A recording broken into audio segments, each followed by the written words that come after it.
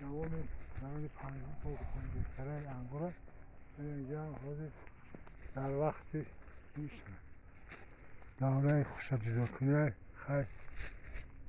حاصلم نه نتونیم تا پیداش دار دوام دارد خود گنده نیست نه این سوانش نمسته این اینجا نمسته